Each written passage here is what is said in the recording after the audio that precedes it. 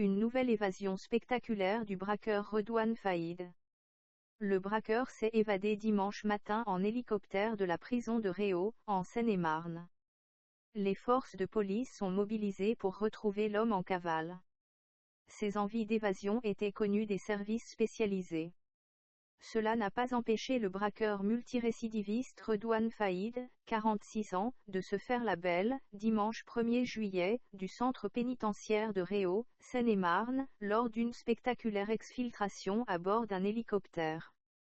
Rodé au cavale, il purgeait une peine de 25 ans de prison pour un braquage qui avait mal tourné et entraîné la mort d'une jeune policière, Aurélie Fouquet, ainsi qu'une peine de 10 ans de réclusion pour une précédente évasion.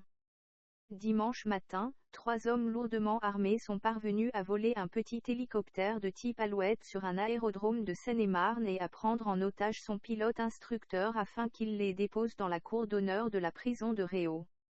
Réservé aux visiteurs, cet endroit n'est jamais emprunté par les détenus, sauf lorsqu'ils quittent l'établissement.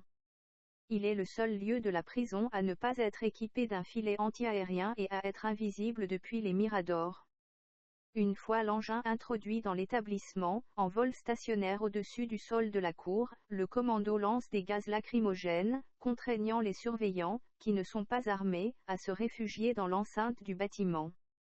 2 hommes armés, habillés de noir, portant des cagoules et des brassards de police au bras, sautent alors de l'hélicoptère et empruntent un chemin d'intervention réservé aux surveillants pour accéder au parloir, a expliqué à l'agence France-Presse Martial Delabroix, secrétaire, force ouvrière, du centre pénitentiaire de Réau.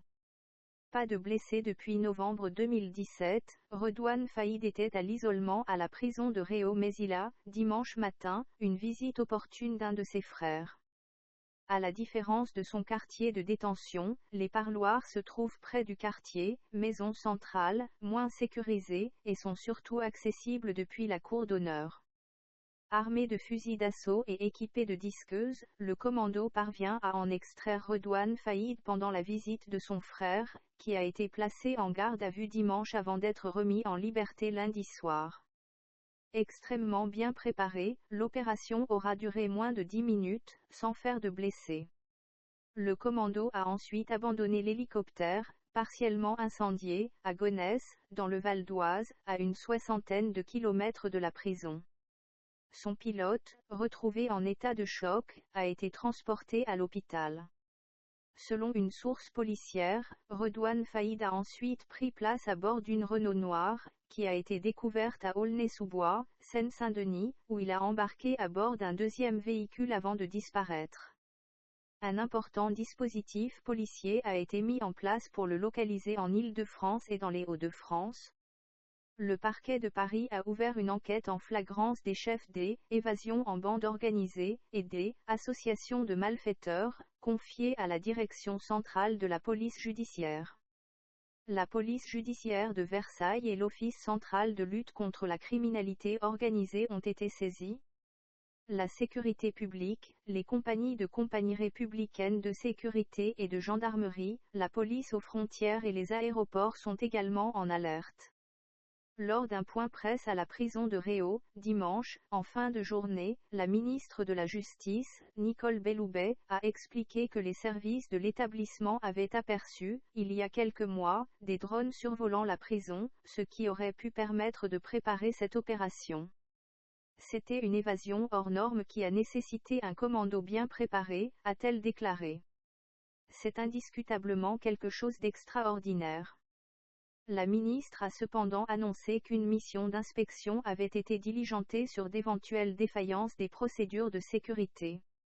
Absence de filet anti-aérien dans une cour. La sécurisation de la cour d'honneur de la prison était-elle suffisante ? Le secrétaire FO de l'établissement affirme que son syndicat avait déjà dénoncé le fait qu'il n'y ait pas de filet anti-aérien à cet endroit-là, mais que la direction n'avait pas pris ces remarques en considération. Ouverte en octobre 2011, la prison de Réau, qui compte plus de 600 détenus pour près de 250 surveillants, a déjà fait dans sa courte histoire l'objet d'une mission d'inspection.